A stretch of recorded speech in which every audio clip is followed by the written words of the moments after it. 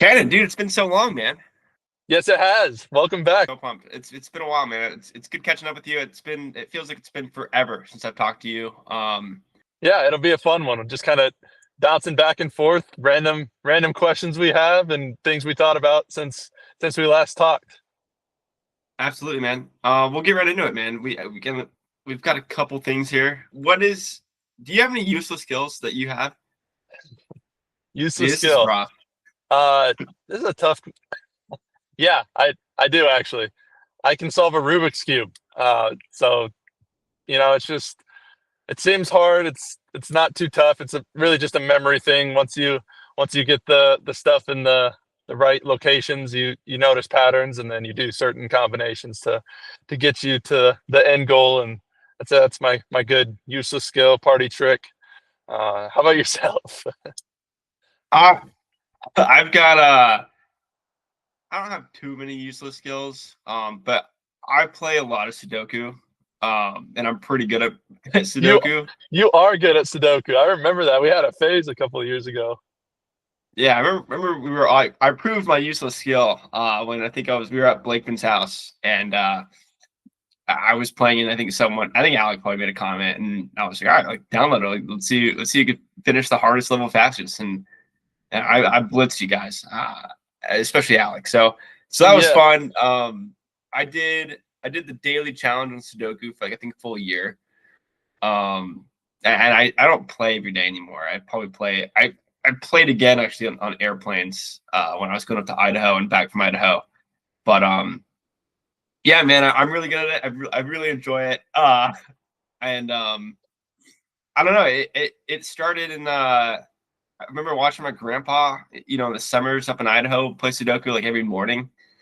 And I mean, he taught me how to, you know, I don't want to play. I don't know if it's a game, but like taught me how to do it when I was pretty young, and then so I always knew how to do how to play it. And then I got to college, and for some reason I don't know why, but like I just went to the dollar store and bought like the book that he played on of Sudoku puzzles, and I did that like every night before I went to bed in college.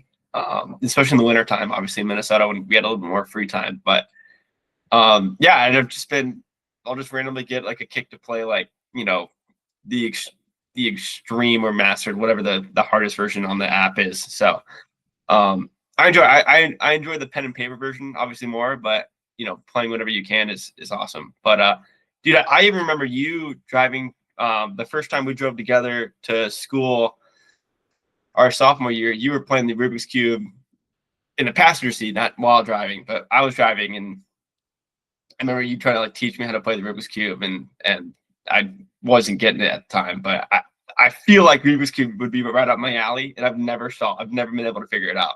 I've never really tried super hard to figure it out, but I don't know. I don't want to like look up YouTube videos on how to do it. I've always wanted to figure it out myself, but I think I might have to use some sources to figure it out. yeah. I definitely looked it up and memorized the patterns, and I genuinely don't know what I'm doing. I just know the rhythm and what you're supposed to do. But yeah, it took me 2 3 days, and then it was like, okay, I got it. I can do it forever now. So it's pretty fun. It's a good party trick, but it's really not as hard as it looks, and kind of similar to Sudoku. Once you kind of know what you're looking for, it kind of I think solves Sudoku is way itself. easier. I think Maybe Sudoku's there's some thought though. I can literally do a Rubik's cube while I'm brain dead. It's like you just recognize pattern. You're looking to solve one side, and then yeah, there's certain algorithms and things you're looking for. It looks confusing to somebody who's not watching, but once you find out, the rhythms and the algorithms to get you to where you need to get, it's pretty easy. It's just sorting. I yeah. guess similar to Sudoku. So maybe sorting is just a useless skill. It just it doesn't get you very far. Maybe it'll make you more efficient, but yeah. So let's move on to the next Actually, one.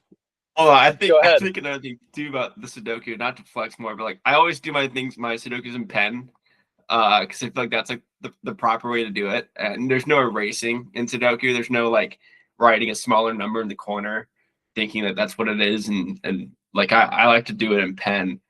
because that's what us extremists do. But I also, on top of Sudoku, I can't stand crossword puzzles. Can't stand them. I Weird. hate them. You say you don't write the small numbers? No, no, You're a I crazy always man. You're a crazy man. I have to no write the little pencil, no small numbers. numbers, just pen. Just raw dogging it. Love it. Truly raw dog. Sudoku. Good for you, man. All right. So going into our next segment, do you have anything weird you believe in? Something, you've had for years, or something you find that's uncommon belief out of people? Yeah. I certainly don't tell like a ton of people, but like, I I feel like karma is kind of a bad way to say it. But like, if you do good things, like I think good things will come to you. And I think if you do bad things, at some point bad things will kind of come your way, or things will catch up with you. It's kind of like the old cliche to do it. But I think the main thing that I kind of believe in that a lot of people really don't is there's a term for, I think it's called like regression of the mean. But I think everything will kind of like everything's got like kind of like, you have this line of life where like you have highs and you have lows, and it's, I guess it's the ebbs and flows of life and the highs and lows and whatever, but like everything will just kind of flatten out. Like you might think that, oh man, like I'm having the worst day ever. And it's like, yeah, but like it's, like it'll come back down. Like life will go back to normal pretty soon. And it'll feel like really like a blip in time when you look at it, like even like weeks or months or years after. So uh, that's kind of what I believe in. I don't tell many people about it, and it's mostly just like mind thoughts. I rarely like even talk about it. I don't think I've even talked about it with you, but yeah, just like a regression to the mean. Like everything kind of comes back to a homeostasis or equilibrium, and I think everyone's got these equilibriums, and I mean, so there's times where you probably don't even know where you're out of sorts or out of frequency, but it'll all come back down to normal status at some point.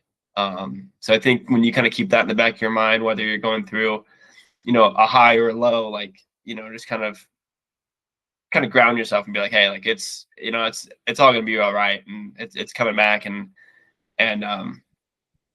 yeah, everything. I think life is so, I don't know who created the world. I don't know anything like that. I'm not this genius guy, but like I think balance is one thing in the world that is pretty incredible.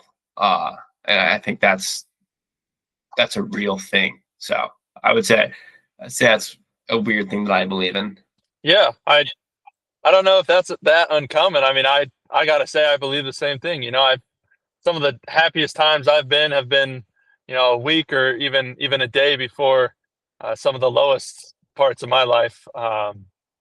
And yeah, so I definitely feel where that's coming from, and you gotta pull yourself out of the lows and realize that's not going to be like this forever. And then when you're up at the top, just do your best to realize you're up at the top, and really try to soak everything in, and make the most of those moments. So yeah, it's definitely fun, just to feel the flow of life, and it go up and enjoy the ride, and then go down and feel like, all right, I got good things coming. Like this is the bottom.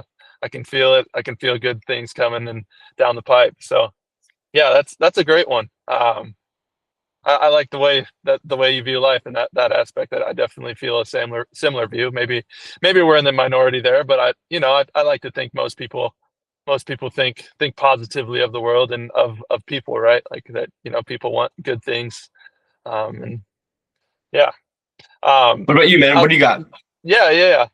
So mine is not as deep or spiritual, I guess, but I've noticed that when I first start at something, I have to do something terribly before I can. I guess it's similar to yours. I have to do something terribly before I can be good. So I have a few stories for this. Both of them are related to football, I guess, but that's been a big part of my life for up until this point. So in high school, I was the varsity quarterback. I just got pulled up. It was my senior year. Didn't play quarterback my junior year. Um, I kind of bounced around, had a lot of different positions, and I finally earned the spot, and I was excited. And we had this cool play called where, it was a play action. I was gonna roll to the left, and throw a corner ball, and we practiced it in week. Looked great all week, and I got the snap, did the fake, rolled to my left, and so I'm blind to my back. But as I go to throw, this middle backer that was, I think he ended up going D1. We played the best team in the state. The team ended up winning the championship, but this dude probably ran a 4.4, and I'm blind to him. And so I go to throw, boom, get hit, fumble the ball. He scoops it up, and I don't think he scored, but he got to the 1 yard line, got him down, and it was like, welcome to varsity, Cannon. Like that, this is, you've played every other level. This is the top level that you can be, and good luck. And I was just, first play is just like, oh no, like this is a long season ahead of me. I can't say I did good that game. I came back, I think had 1 touchdown, but they walked all over us and we lost, and went on to that season, ended up winning 10 in a row after that, getting to the state semifinals, and ended up losing in the semifinals, but didn't have so low at the beginning, similar to what you're saying, so low at the beginning, and ended up making good out of it. And I am a decent player, and but all those first doubts, like, oh no, like welcome to varsity, like here we go, this is not great. And then it was just like, and similar to I had a similar one in college where it was just like I just had a big mess up first time playing at corner, and they scored on me, and it was just like, oh boy, here we go again. And then, but now it's gotten to the point where I'm like, all right, something bad is going to happen, and I'm going to be great the rest of the time, So it's almost like a relaxing thing. Like I'm looking for the thing to be bad, so that we can be good. Even this podcast, funny enough, if you go back and listen to our second podcast, you'll see that we're starting off laughing and stuff because we probably recorded 45 minutes of untaped footage, or we didn't record 45 minutes of footage, and we realized, oh, we never press record, and we're all like, oh boy, like we're laughing, and we go back, and we haven't had that problem again since. So knock on wood with that, but it just seems like I have something bad happen, get it out of the way. All right, I can be good at it now, and so that's my weird useless skill, or not useless skill. That's my weird thing that I kind of believe in. So now that you believe in this stuff, right? Like, do you go? I mean, has it ever crossed your mind? You're like, man, maybe I should try to mess up so that good stuff will happen to me like next. Like, does that ever because that was what would happen to me. Does that ever cross your mind, or is that just me?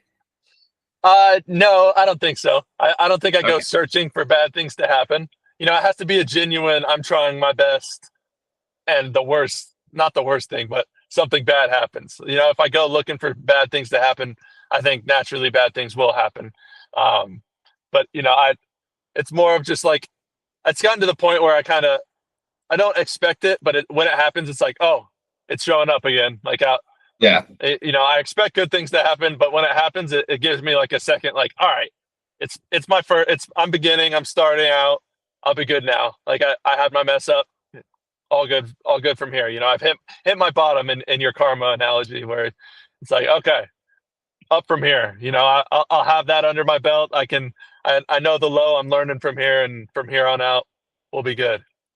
It's so funny too that you said the high school story, because I was there at the game. I believe you played Chandler, correct? Was that first game? Yes, it was. Yeah. I'm gonna sound like a terrible friend, but like I so vividly remember that game, that play. I mean, I can see it right now. I believe you were in like the all white jerseys, and I was like, I remember being like, "Ooh, like this is bad." Like my best friend just kind of, not a very good start to his high school career. But I do not remember you guys rattling off like 10 straight victories at all, which is crazy. Thanks, Abe. Way to remember my bads. I remember where I was at, what I felt. But it was just such a blur, all those wins. It was a normal thing at that time. So that's why I don't remember them anymore. But that's cool. That's cool that you brought that story up. It brought me back to that exact moment in time. That's funny. I didn't even know you were there. I was sitting right next to your mom, and let me tell you, she Yeah, was also not happy as well. So we all probably had our doubts at that moment, but no doubts. I had no turned out doubts. being I a just good thing. oh man. Speaking of doubts, man, we went on a hike. God, a couple of years ago with a couple of our friends. And I remember the day before we went on this hike, we were having doubts of where we should go.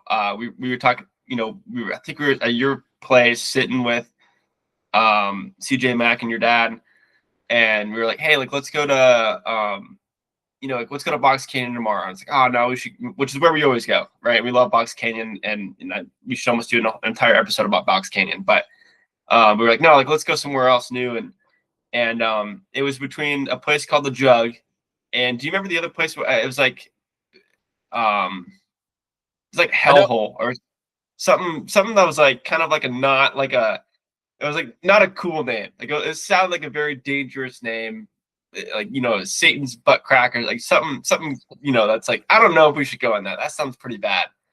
Uh, but we ended up going to the Jug.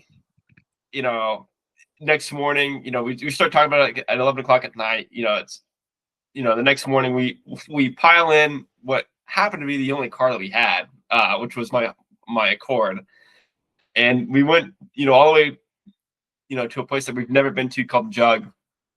And I remember driving there and we were having a great time, just casual guy talking in the car. And then we pulled off, Hold up. It's hold not on. casual, if you remember. What was it about? I don't know if we want to keep this in or not, but CJ was mooning people the whole way, the whole way on the trip. Was He'd that on the just way there or the way back? stick his butt out of the window. I think it was both. That was on the way there. We can talk about that. That's fine. But yeah, you can continue. Sorry, but that was something I vividly remember. Just guys being guys doing dumb stuff. We'd look and make sure there was no children in the car. We weren't being irrational and looking out for women and children. But if it was a single man driving on the car, he might see a butt crack. It's yeah. It's actually coming back to me now. Yeah. Anyway, so yeah, just normal guy stuff, right? And we don't know where we're going. I mean, we obviously have the maps in. We don't know the roads. I remember we pulled off and we start going on this dirt road, out by Lake Roosevelt. And there's doubts creeping in of like, all right, like, are we gonna be able to get this Honda Accord out to this place? Like, we start like Google Maps in it, and it's a dirt road for another like couple miles at least. And we're like, I think we're fine. Like, whatever. Like, it's not. We'll always just turn back around and come out. But do you remember? We got to a spot where there was a lot of rain, I think, a couple days before, and now there's a river, an Arizona river, not like a regular river, but there's a wash basically full of water rushing down in the middle of this trail. And here we are, 4 guys in this Honda Accord, and we're like, all right, great. Like, do you think we can make it out there? And so then we all get out, we get up to the water, and we're like, like it's not that deep. And I think CJ walks all the way across the water. And he's like, this is fine. You just kind of, you got this. And so I remember like you guys were all like, all right, I'm not getting back in this car. Like, I'm just gonna stay outside. And Abe, like, you could drive over this water, no problem. And I remember being like, God, this is either gonna be like the dumbest thing in the world, or it's fine, it's whatever, it's just normal. And we do make it across the water. It's very anticlimactic, but I just remember turning the corner and being in my car and being like, God dang it, like I've got to drive through this basically the Salt River to get through this thing. And then we kept driving, another couple, probably like another 2 miles on this dirt road, passing Jeeps and 4Runners and like all these like, off-road vehicles, and here we are, just 4 dudes in a Honda Accord. And then we get to the trail site. We get to the top of the trailhead, and I'll let you tell this part of the story because I don't really remember it super well. But yeah, so we pull up, and so let's do some backstory. The Jugs and Box Canyon are both we enjoy a thing called canyoneering. We looked it up. That's what it's called. It's basically you're hiking down a waterfall. So there's a little bit of climbing. There's a little bit of swimming. You know, you're in your Repelling. swimsuit. Most people rappel. We like to just climb and jump, rock clump, or what was that word? Cliff jump, and throw flips and fun stuff. So yeah, we pull up to the jugs, and we don't see like the water or anything, but we see somebody getting helicoptered out. So they're on the string, and the helicopter's taken out, and we're like, oh, that's a good sign. Good thing that Yeah. let's go that way. That's probably where the jugs are. And so we're already on a high. We made it past the Arizona River. Probably what do you think? A foot and a half, 2 foot of water. Just go fast Yeah. enough. You'll get past it. Person evac, that they're probably old. We're a bunch of 20-year-olds. We're all fit. We'll make it fine. So we're confident, but it might be cracking here and there. So yeah, we eventually we keep going left, and we make it to the top of it, and it's just beautiful. There's running water, and just big rocks, and it's beautiful, and we're having a great time. And you can take the floor now. Yeah. So it's more to the trailhead. Like you had like a warden there basically being like, oh, be careful, and here's a bunch of guys in like tennis shoes and swim trunks, like putting sunscreen on, like, which we never do, but like we, for some reason, we're like responsible. We're being enough, responsible. Like, hey, we're like, hey, we're putting sunscreen on. Like, hey, can you get my back, whatever. And like, you got like another people over here that they got like helmets on and like the body suits and the ropes, and and we're like kind of looking around like, all right, like, you guys ready to go? And so yeah, we do a little hike. We get there, and do you remember that I don't know if you saw it, but the animal, we saw an animal Coati. that, like, I don't what know was if it? that's exactly how you pronounce it, but it's Coati, spelled Coati. Coati. Yeah. But yeah, so we're kind of going through, it's kind of like an adult like adventure like water park where we're jumping off like, jumping off rocks, jumping in the water, we got a couple backpacks, we're kind of trying to keep dry as much as possible. I don't know, kind of splashing around in this thing, whatever, swimming, It's like, fun. it's fun. And It's kind of getting and progressively bigger as well. So like the first one, we can step down the waterfall, and then the next one we're, sliding maybe down. have to jump, or sliding, and it's just every level seems to be like it's getting a little. We're getting a little more air time when we're hitting the water. We're having to throw the backpack a little further so we could keep it dry. And so, yeah, sorry, keep going. No, it's perfect. And like, it's been a blast because it's like, I think for like the four of us, like, we all love adventure, we all love problem solving, and it's truly like, all right, like, you got to a point where it's like, all right, like, how should we go down this one? Like, we could go that way, and it's all right, let's go that way, and it's like, oh, like, we could do this one. And so like, the progression of the problem solving and kind of like the adventure, it escalates and escalates, and it's super enjoyable, right? It's fun. Like, I remember, like, you went down first, and like, we're stepping on your shoulders to get down one certain spot, and then at the next spot, we got to like a big pool, and I'm like, oh man, this is so cool, and we're in this canyon, so it is really cool. It's really pretty, and like everything's going super well, and then we get to this big pool, and we swim to the very end of the pool, and it's like, now it's like what seemed way taller was probably like a 20-foot jump. Yeah, Would so you say? I'll take the floor here because it was the front. I was in the front here. So yeah, we pulled, like Abe's saying, it's getting bigger, and so we're on this slanted rock. Like, the rock is not flat, and it's not just a waterfall that's flat, and so we're in a valley, and there's one side that's vertical, and the other side is like this, and you can't see over the edge.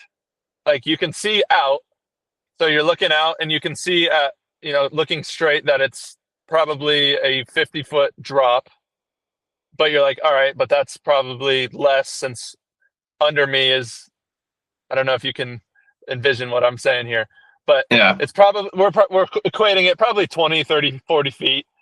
but Yeah. you can't see where you're jumping. And so you're like, well, do I go left, right? And we're like, all right, this is dumb. You, We shouldn't do this. you can't stand on the very edge of the rock and basically look down to see where you're No, at because you have to have a running jump because of that angle, and your shoes are wet. the We thought rock's about wet. taking our shoes off.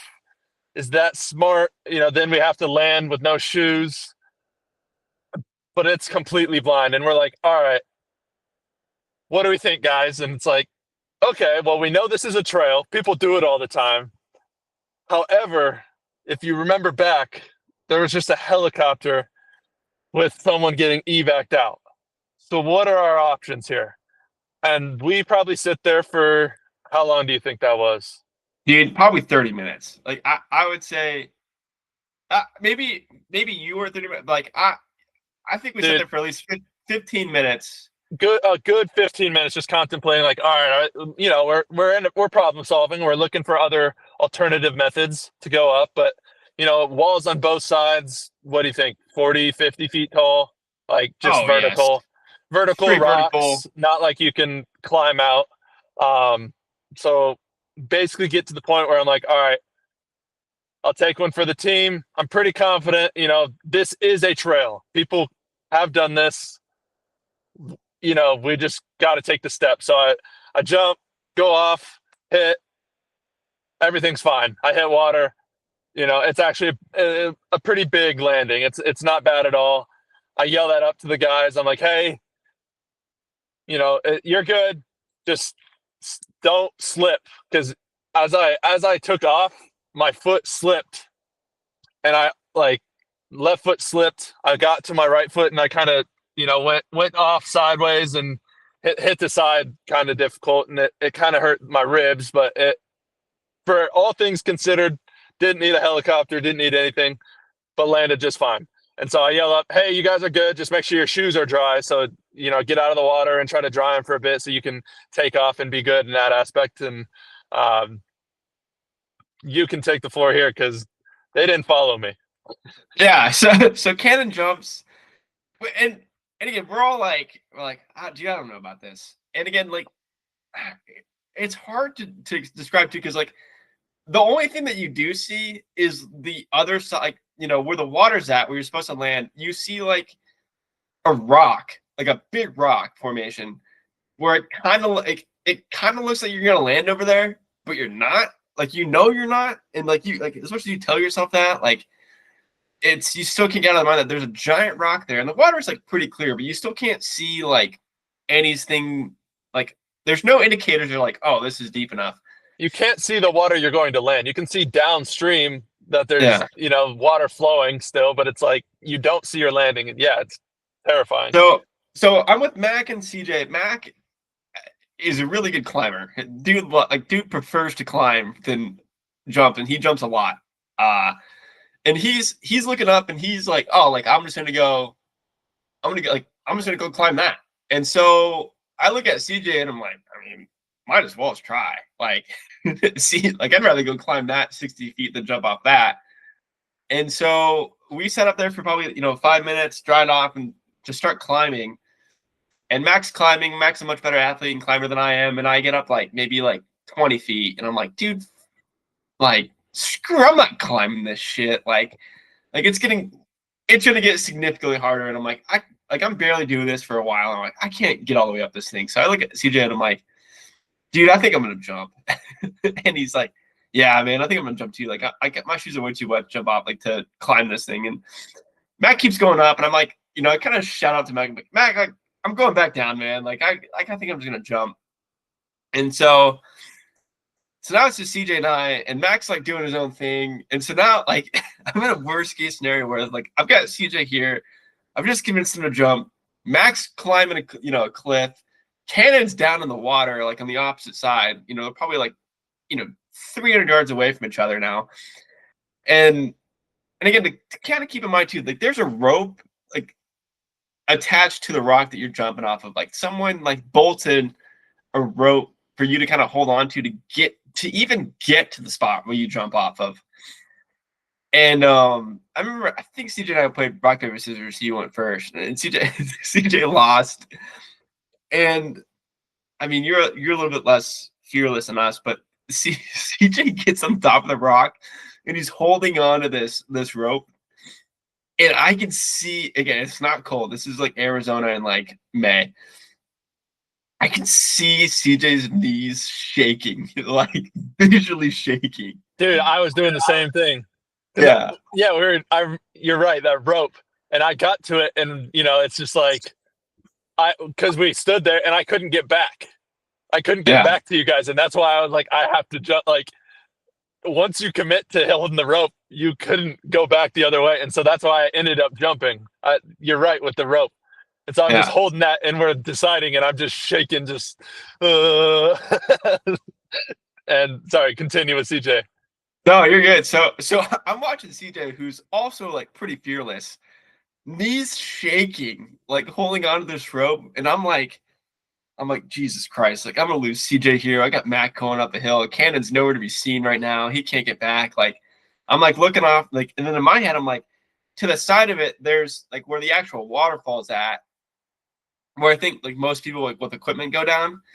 And in my head, I was like, what if I just slide down that waterfall? Like it's gonna hurt. Like I'm gonna scrape myself. Like, but at least I can get down this thing. With minimal damage. That's where my brain went. I was like, how can I get down with minimal damage? And anyway, so then the next thing you know, CJ, out of the corner of my eye, CJ jumps, and he's like, hey, like, yelled at us, a scream of a couple, bad, foul words in the middle of the air.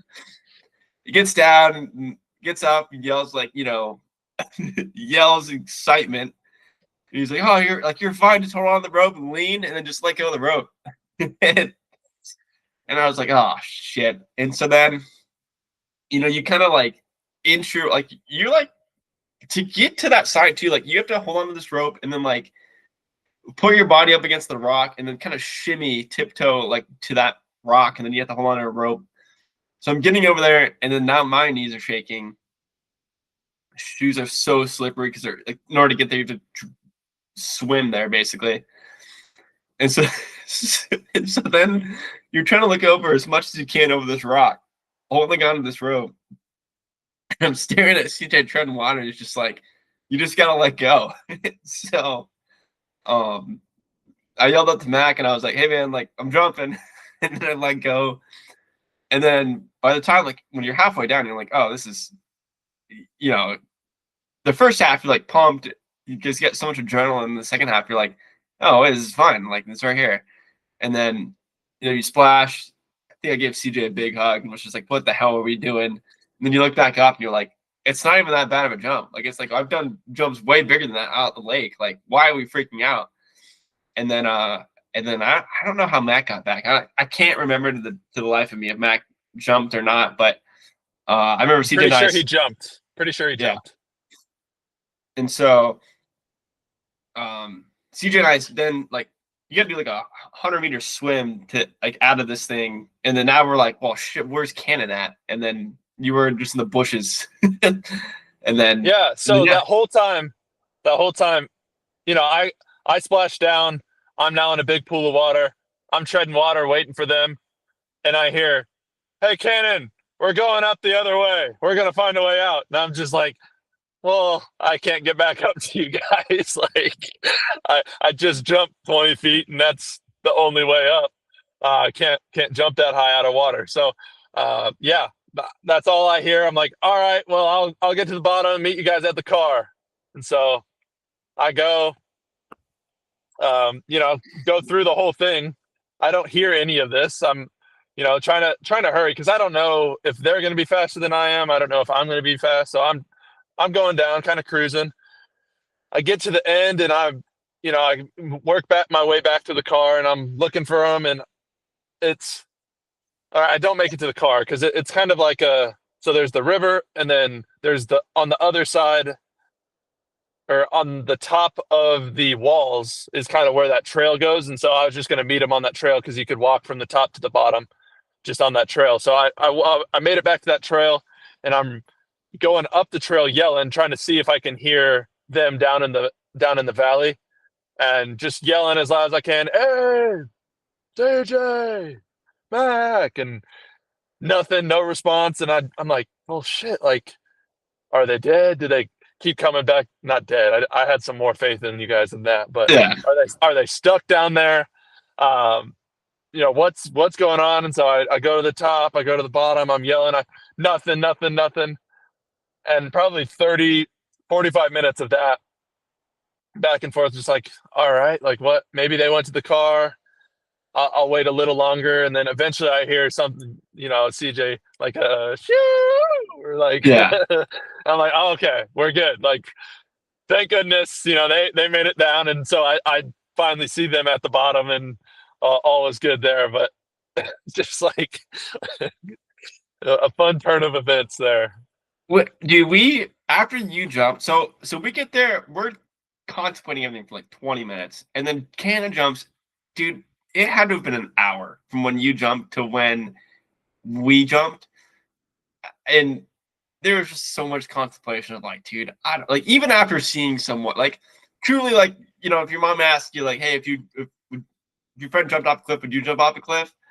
It took me an hour to be like, I don't know, man. Like, I don't know if I would. Like, I don't know. Like, just saw someone do it successfully, and I'm like, dude, this is sketchy. Like, I don't know, man. This is The weird. thing, Like, the thing was, is it wasn't the jump; it was the takeoff. Like you yeah, had to run on a slanted wall to get out, or else you would slide down the waterfall. That was the scary thing. The actual, I mean, the jump itself wasn't scary, just that you couldn't see.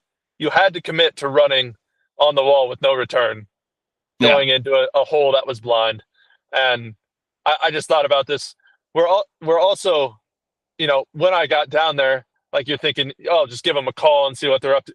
We don't have phones, or at least I yeah, didn't have a phone because we're going through water. Like it, so old fashioned run to your friends and try to yell at them was my only option down down at the bottom. But made it back to the car. Everything was great. We're like, okay, we got our adrenaline. Let's never do that again. However, I'm getting to the point where I feel like we got to go back. we it's been brought up it's been brought up numerous times where it's always been like, hey man, like, would you go back to the jug? And I think in the beginning we were like, hell no, and then now it's kind of like, I think I would. Like, I think I'd go back. Like, kind of thinking about going back. So I think I'm no, in the same boat. So I don't know if that makes us stupid or tough, but we're one of those. Probably both. so fun. But no, it's truly one of those memories where I'll never forget. And it's funny how like certain details that you remember and I remember. But yeah, man, just probably the most adrenaline I've had in a while. Like, and this was a while ago, but like probably one of the more like adrenaline highs I've ever had, and which says a lot. I mean, For maybe sure. I'd put it right up there with skydiving. Like, I think I was more scared of the jug than skydiving. Like, I actually way more concerned about the jug than It skydiving. wasn't even close for me. Skydiving, people do it all the time. I think I would have been a lot more confident if we hadn't seen the helicopter. Like that was just in the back of my mind. Like, I know it's a trail. It was on, somebody had found it. It's named the jug.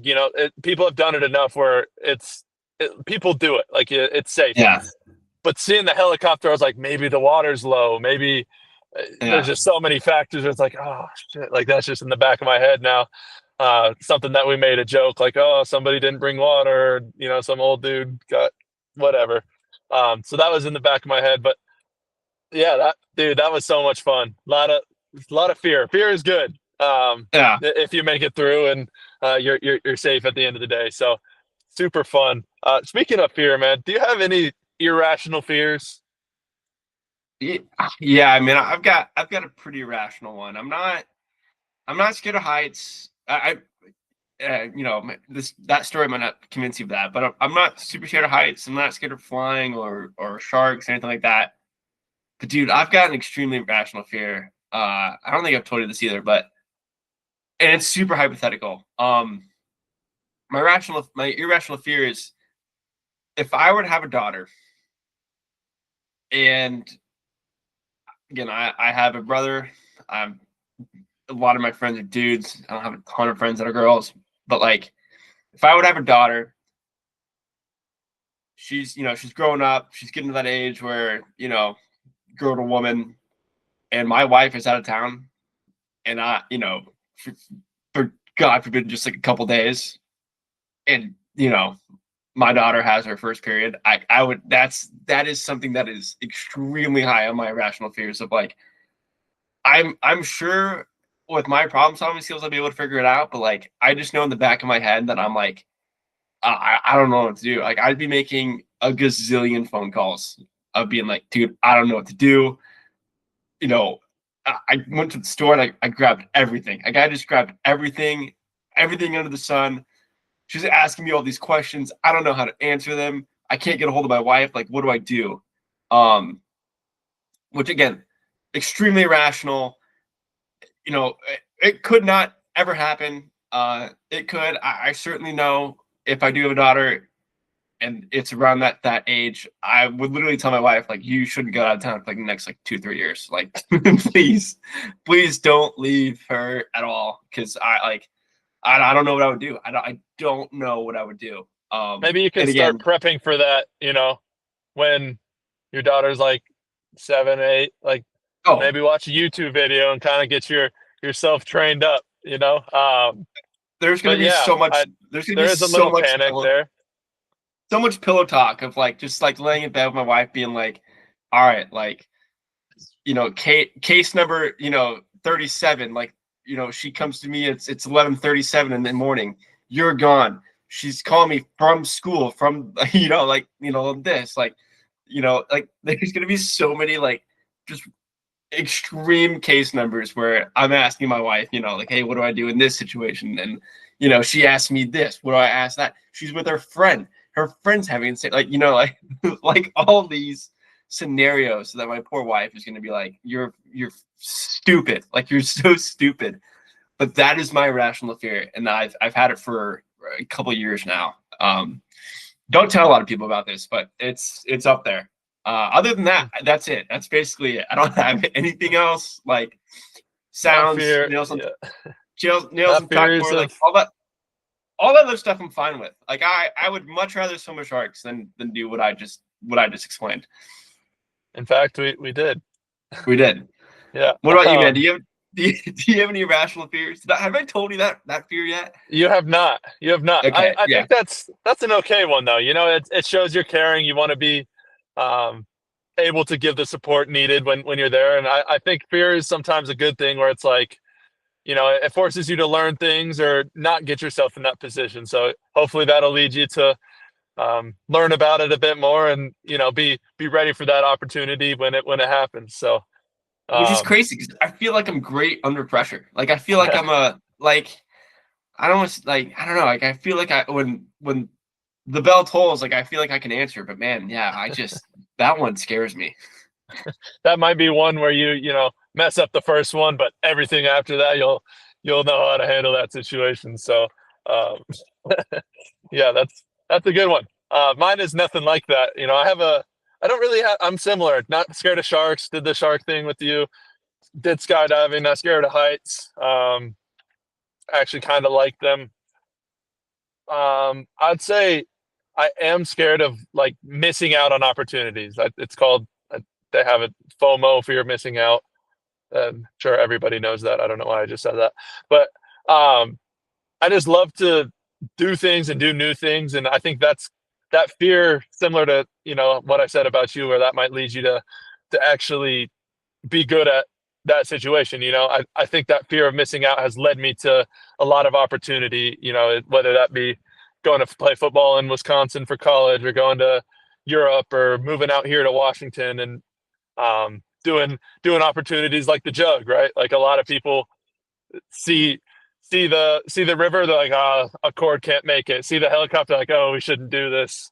Um, realize we didn't bring water. I don't think we mentioned that. Realize we didn't bring water. Oh, we can't, like that's dumb. I think it just leads you to uh, have fun experiences and live with good stories, and it'll make you a good grandpa someday because you'll have an infinite knowledge of things you did back in the day. And so I think that's led me to a lot of great things, even though I do think I'm not going to be able to experience everything, but I'm going to die trying. So um, it's been a good one for me. And then another one I have is just, I guess it's kind of in the same line, and it's not, but just death. Um, you know, once death happens, there's no more experiences. There's no more memories I can make, no more connections to people I can have. Everything is just, over. Um, Obviously there's a lot of different beliefs for what people believe happens in the overlife, but none of that's guaranteed. And so I'm just trying to make the most of this life while I have it. So um, I think both of those fears are healthy.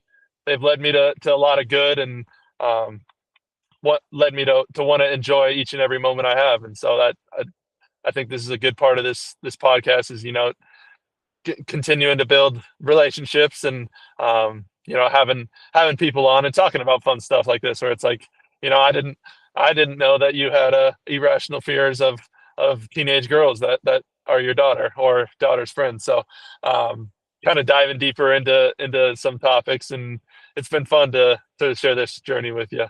So when you have a situational fear like cliff jumping or skydiving or swimming with sharks or whatever, how do you conquer that? Do you have like a technique that you do? Because I do, and I was curious if you do.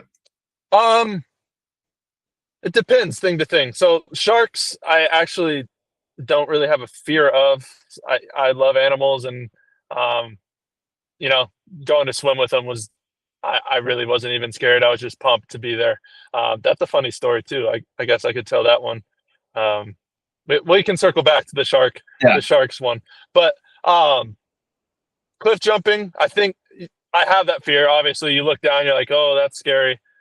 When you see the landing, when you don't see the landing, that's even more fearful. But for cliff jumping, it's a really easy one for me. It's like I just have to commit for half a second, and then everything I can do is done.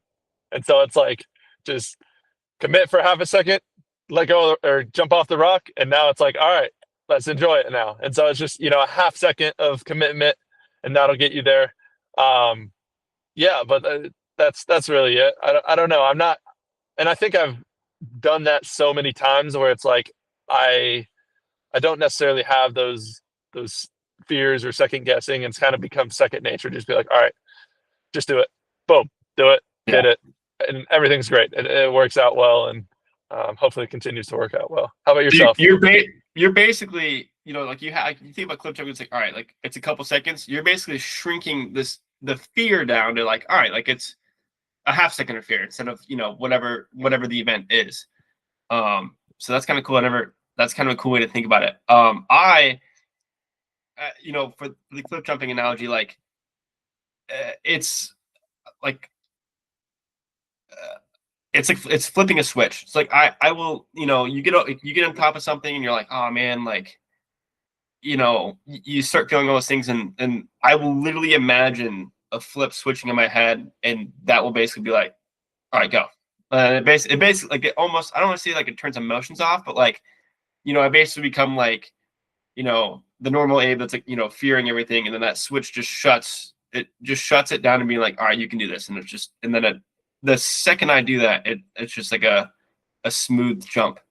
What situations do you find yourself using that? Like cliff jumping is an easy one, but like, would you find that using that in your golf game? Would you do anywhere else in your life? Would you turn that switch on?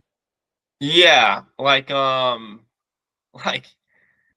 to girls, like like That's a all good right, one, man. That's a good one. switch it off. Golf, I'm kind of more just like in the zone kind of thing, which I guess can kind of be like that. And even there's times where yeah, I guess it is kind of turning off emotions where it's like something like super sad.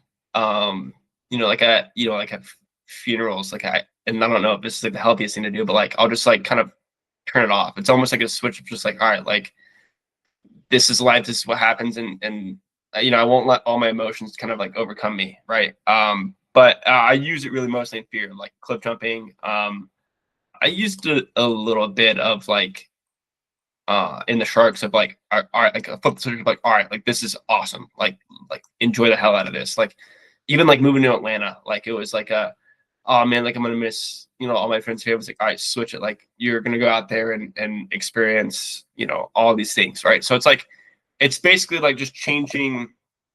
It's a mindset. You're just changing the mindset. And I literally imagine like a switch in my room, like flipping it, and it just like that, like super quick. It does it like that. So, That's but interesting. I really use it mostly for like clip jumping. Like anytime I No, go clip jumping, I I love flip it. that. I love that. And So it's not necessarily taking the emotion out of it. It's just switching how you're perceiving the yeah. world. So when you do this, is it like you close your eyes and like envision it and then you open them and you're like, all right, the world's different? Or is it like just, as simple as like, nope, we're switching? Or like, Um, what's your, there's time. I mean, there's times where I can I'll close my eyes and do it. But like when we went clip jumping in Idaho, I can just like visual, like my eyes will be open. I'll be like looking in the water, but like I'll literally just be like, all right, like flip it, and it's just, and then just so like I can imagine it with my eyes open too. But like, yeah, like I mean, I'll literally just imagine a flip switching, and then it just happens. It's pretty gotcha. cool. It's like I kind of call that like my superpower. It's like, all right, like switch it, awesome, let's Yeah. go. So Riding dirt back to bikes, the I did it all the sharks. time riding dirt bikes too. Really? That's Yeah, interesting. That's a like cool tactic. When did you find yourself using that tactic? Like I for the think I first time? started riding like when I was riding dirt bikes is when it started, because I remember like when I first rode a dirt bike like out in Bulldog, I went with like Rocky and my dad, and I was like, oh man, like I was pretty like scared. Like I think I was like only in second gear, and then like I just I was like, you know what, like F it, and like I just flipped the switch, and I started driving, riding a lot faster and a lot more like on the line, and I guess and that's kind of I guess where it started it, and I think it continued every time I rode. It happened kind of like the first like 5 times riding dirt bikes until I got more comfortable riding dirt bikes to that level. But like I think that was kind of the first time where I was like, all right, like you can kind of flip it, and I think I can use it in golf, and like only for like it only at certain times in golf. I can't use it all the time in golf, but certainly sometimes in golf, like in games. Like I played pickleball this last summer um, in Virginia, and I went down like 1 to 9, and I just like flipped the switch, and like I scored like 8 straight points. I ended up losing that game. I was pretty upset about that, but like it's just like I can't. There's sometimes, especially in the sports mode, where I can't turn it on instantly, but there's certainly times where I'm like, I can do this now, and it's almost like, all right, like, and it happens. So Gotcha. yeah, Yeah, so it that's seems like you use it for a variety of things, whether it's fear yeah. based or emotion based or even like a locking in with sports. So yeah, that's interesting. I've definitely had thoughts like that where it's like, all right, I'm locking in, or it's like, I'd finally it's like, all right, time to hyper focus, but it's not necessarily a switch. Um, so back to the sharks, when did you find yourself using the switch? Was it on the boat going out? Was it once you hit the water? Was it once you saw the first shark? Like when in the timeline are you pulling that move out? When I stood at the back of the boat and was like, because like you drive out there and it's like awesome, and we could probably talk about this now. Yeah. Because you drive out there and like you're enjoying this boat ride because it's pretty cool. Like you're on like this kind of big Zodiac. You're going pretty fast in Hawaii, like it's beautiful, whatever. And then you start seeing like sharks come up, and you're like, oh, this is like really cool. Like, but like now you have sharks basically circling your boat, and you're like, oh shit, like we're about to swim with these things, and everyone's like, they're passing everything out and they're telling you stuff, and it's kind of getting one ear and out the other, but you kind of know what's going on. And you kind of like ask Alyssa, like, hey, like, what'd they say? And then I got to the back of the boat, and I was like, all right, like this is awesome. Like this is so cool. Like we're about ready to swim with sharks. And so then yeah, like once I didn't tell you to jump in the water, but like I kind of like jumped in the water, and I was like, all right. The second I hit the water, I was like, all right, this is awesome. Like right before I hit the water, I was like, all right, this is awesome. It's basically like cliff jumping. It was like, all right, like I'm gonna get off this boat. This is gonna be awesome. And from then it was like, yeah, like it just and basically up until I got up back into the boat, I was in that mode of like, man, this is so cool. And then I got in the back of the boat, and it just like that high kind of just fell down. So like it definitely it can't last forever, but and I'm sure you've probably seen it too, where like I mean there's been times like especially probably like a turkey ball is probably the place that you've seen it where it's like, oh, you got Abe, laughing, talking, comments and all that stuff, and then there's always like that few like series where it's like, oh, Abe's locked in, it's great, and then like it goes back to Abe being Abe again, or like when I'll never forget like when I caught that ball one handed like right next to Janan, and you're like everyone's like, oh wow, like that's impressive, and you're like, what, like hell yeah, Abe, like what do you mean? Why is everyone so surprised? And like I don't know, I just locked in there. It's like, oh, boop, got it. And so there's just certain times where like I can turn it on. There's other times where I'm like, whatever. So Fun. I don't know, man. That's how I view it. So Yeah. Yeah, that's fun. Yeah, back to the shark story. So we yeah. get out there. Two things about me. I love animals, and I get seasick. And so we get out there. It's probably a mile, 2 mile, probably a mile. Mile. We get out, and it's so blue that when you look down, you can just see infinite like blueness. It gets darker as you look down. You can see sunbeam like yes. going like there's beams, I mean, and it's they're all leading to the same spot, and you're looking down and it's dark there, and it's just the most, I don't know how to describe it other than the most like blue color ever. Like it's just it's open water, huge. And so we're basically they throw a rope out the back of the boat, and there's probably 15, 20 people with us. And it's not with a cage or anything. You just basically hold on to the rope just so you can let go of the rope and swim down and stuff, but just so you don't get lost or like get taken away by the waves. And it's pretty rocky out there, and so we're holding the rope and just super rocky, just back and forth and just rocking and just looking at these sharks come out from you can't see the ground. It's dark, and you just see a shadow, and you're like, oh, that's something. And then all of a sudden it's a figure, and then all of a sudden it's a 6 to 8 foot shark. Didn't see any tigers, so none of the over 10 footers, but I'd say we probably saw a few 8 footers. And it was cool to see him come up and basically out of nothing. We're having fun. We can dive down, and I don't remember what it was. You can't get under them.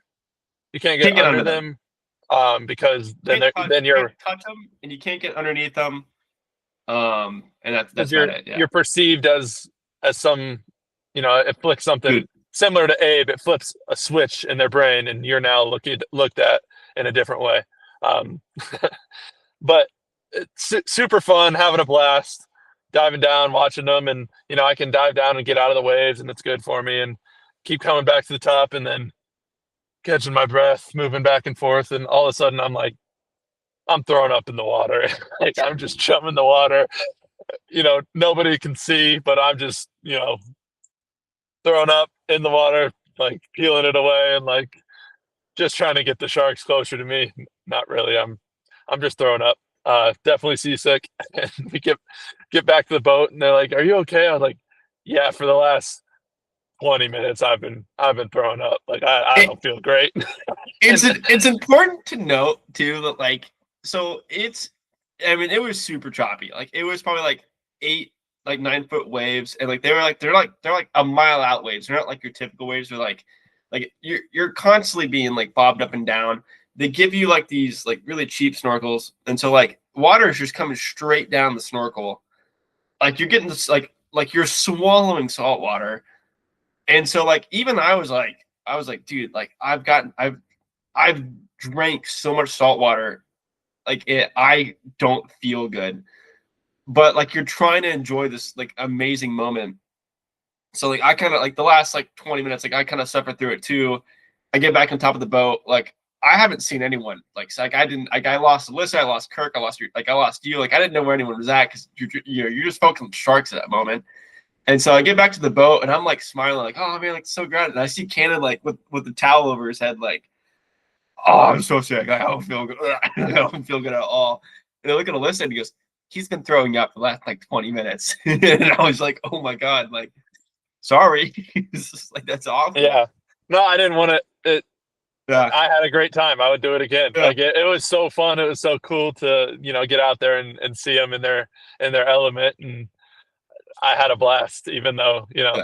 I kind of have that. I've noticed. Roller coasters, same thing. I get sick, but dude, I love them. They're so fun. I'll ride them until I puke, and it's terrible. My body hates me, and I guess that fear of missing out is driving me to do things my body hates. So That's most so people that get sick hate roller coasters, but dude, they're so fun. funny. How can you pass up on that? Um, yeah, dude. But I think we'll close out with one final question. It's been a question that I've kind of had on my mind for a while. I like to bring this one into conversation. I don't know if I've asked you before or not, Abe, but so I'll preface it this way. Feel free to leave your answers in the comments. I'm curious to what you guys think and what would be your favorite object. So think museum items, anything in history, basically any item that would be found in a museum or in a store, anything. So you're given the opportunity to hold one artifact, item, whatever you want to call it, and you're going to put this in your house. It's going to be the centerpiece of your home. Your house will be built around it, but it holds no value other than what you value it as. So you can't sell it. You can't give it away to anybody. Like, it is yours. It's going to be the center point of your home. What are you picking, Abe? What is your first initial thought, and then you can run me through your brainstorming if you'd like. Yeah, so you've asked me this years ago, and I think I gave some like King Tut like answer, whatever. But you asked it again, and two things came to my mind. The first one was the knife. This sounds terrible, but like the knife that killed Caesar in like the Roman Empire. So like Brutus stabbed Caesar, like his best friend, all that stuff. So like I think it'd be so cool to like have this like basically like this blade that the fall of the Roman Empire, right? Would be so cool just to have like kind of like in this glass encased like because it just represents so much stuff. Like Do a you think? friend kind of. Yeah. Do you think that would bring you happiness, like every time you saw No, it, or it you would just think sell. it's cool? And listen, like I don't like I know like the whole thing like the Roman Empire thing like happened like a couple years ago. I don't think about the Roman Empire a lot. Like I really don't. But like that was the first thing that popped in my mind of like here's a weapon that he's looked at numerous times, didn't think twice about it, and it was his Achilles heel, right? And it was a friend stabbing a friend, and like it wouldn't like worry me of like, oh my god, my friend's gonna stab me, but like it's almost like it just piques my mind, and like every time I look at it, I'd be like wow, like how many times do you think he saw this? Like you just never thought like it'd be like, hey, you need to think of everything, and that also could be your demise of like think about everything. So like it really would just turn my wheels, which I think would be which is what I would want. I don't want something to be like, oh, that's cool. Like I would want something to like I would look at and be like, oh, that's so cool. Um, like it. I don't know. Like it would lead me a lot of different avenues. And then maybe like Abraham Lincoln's like top hat would be pretty cool. I guess. Like I don't know. Like Would you something. wear it? Would you wear it, or would you just keep I'd it in probably its wear it. I'd glass? probably wear it once, but like protect it so like my DNA isn't on it. And then I don't know, maybe not. I don't know, but and then like not artifacts, but like I think it'd be really cool to have like Travis Pastrana's like dirt bike that he like did the first double backflip on, like just to like just imagine like that thing sitting in your garage, like hey, like that's the bike that did the first double backflip. Like how sick is that? Like that's pretty cool. It's got like 199 on it, like all that kind of stuff. So I haven't um, heard that one yet. I, yeah, it's not exactly an artifact. So like I wouldn't classify it but like that was certainly another one of my first thoughts of like that'd be just pretty cool to like have like Travis Pastrana's bike just sitting in my garage. Like it's pretty cool. So yeah, so those are mine, man. Again, that was truly just kind of off the top of my head with the Caesar's knife. I never even thought about that until just now. But what man, what do you got? yeah, that I liked your answer. I actually haven't heard that one. I've heard a lot of interesting answers. I've heard Rosetta Stone. Um, the what is the thing with the Bible? The Seven Scrolls or Dead Sea Scrolls. One of those. Heard that a lot. King Tut's. The famous mummy, the golden head. The Mona Lisa. I've heard a lot. Paintings. Starry Night. I've heard a lot of good ones out there. But my favorite, is just the classic T-Rex skeleton. I think that would be the coolest thing. Have a nice room for it, big dome over it, and every time I see it, I'd be like, that's crazy that was like a thing that existed. What about like a woolly mammoth like skeleton? Yeah, that's always the second one too. Like people, Okay. at least animal wise. So there's three for me: T-Rex, the mammoth, and the saber-toothed tiger. Saber-toothed tiger is just one of the coolest, I think, one of the coolest predators. Big fangs and very very cool looking. Yeah, You dude, know a mammoth would be sweet as well. It's just so how prestigious and cool looks so sweet. how cool to be, and this is really because my mom and I went to the Georgia Aquarium the last day in Atlanta, but like the megalodon like jaw, like just Yeah, imagine that thing, just like you like imagine entering someone's house with this awesome cool door, and the next thing you know, like you have to walk through this, like the jaw of the megalodon. yeah, that would be sweet. That's a cool one too. The thing about the jaw is like I don't know, you can't really understand how big it is. Like it's just the mouth. Like Yeah, it's I yeah, think it's cool and you're right. It would make, it'd flow in a house a lot better. You can make a nice little doorway or whatever with that where, a T-Rex is like, all right, like you need a whole room for it. yeah. But yeah, that's my answer for now, unless, somebody has something better. That's what it is for now. And um yeah, I really enjoyed this episode. I thought it was fun to just have some random questions to go back and forth. It's almost like we're around a campfire. I feel like these are the types of talks we have and just, a true hang.